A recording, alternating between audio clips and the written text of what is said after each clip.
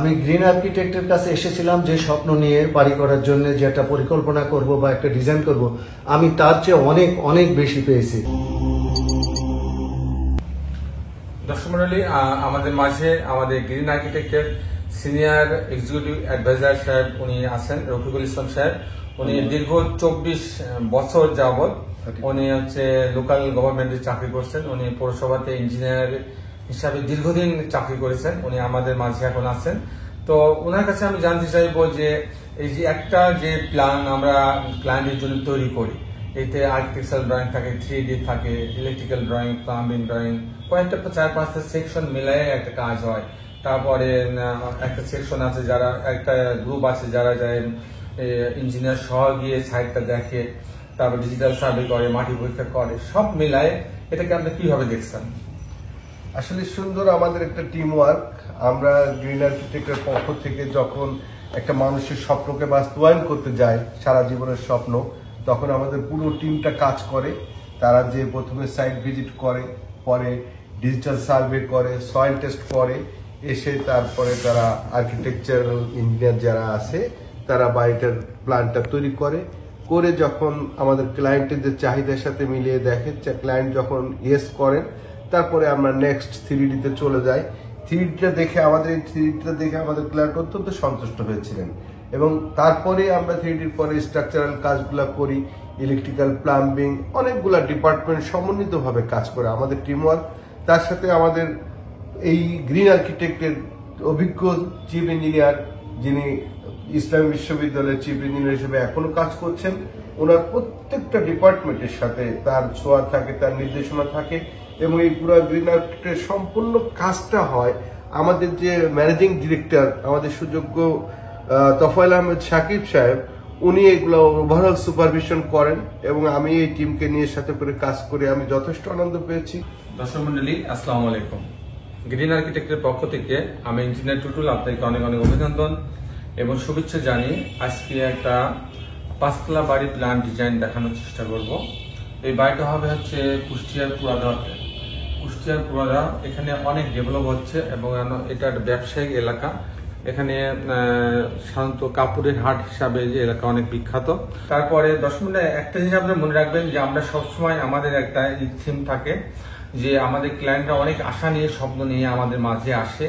তাদের স্বপ্নটা পূরণ করাই আমাদের প্রধান দায়িত্ব হয়ে থাকে এবং সেই দিক বিবেচনা করেই আমরা চেষ্টা করি যে তার স্বপ্ন পূরণের জন্য সর্বোচ্চ ইফোর্ট দিয়ে কাজ করার জন্য চেষ্টা করি।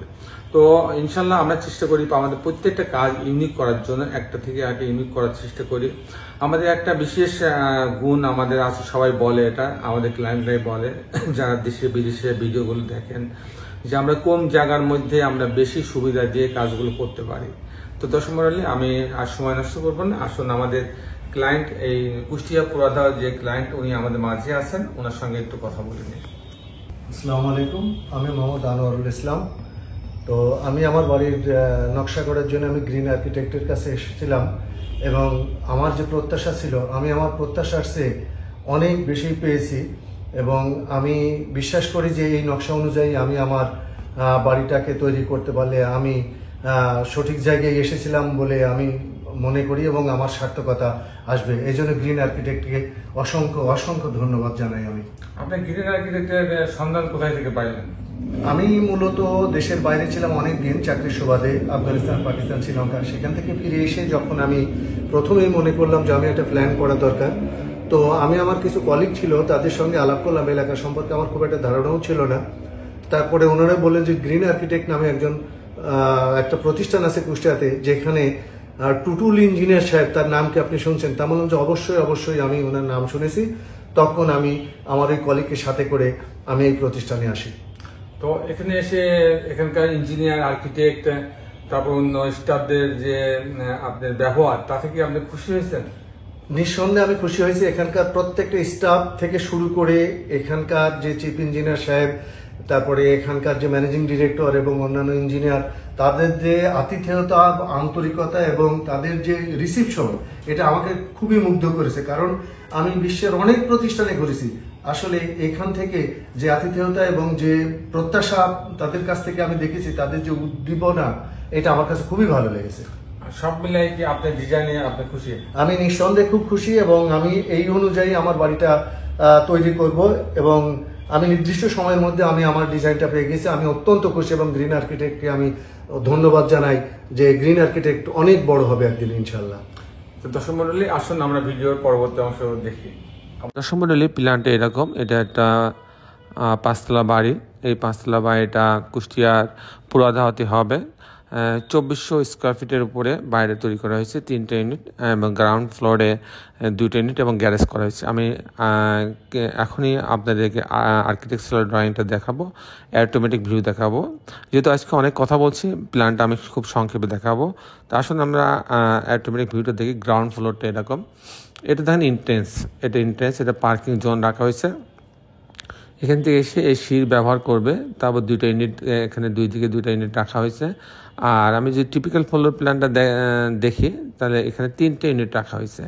সিঁড়িতে আসার পরে ইউনিটটা এ বি সি, ইউনিট এতে যদি আসে মাত্র 740 স্কোয়ার ফিট।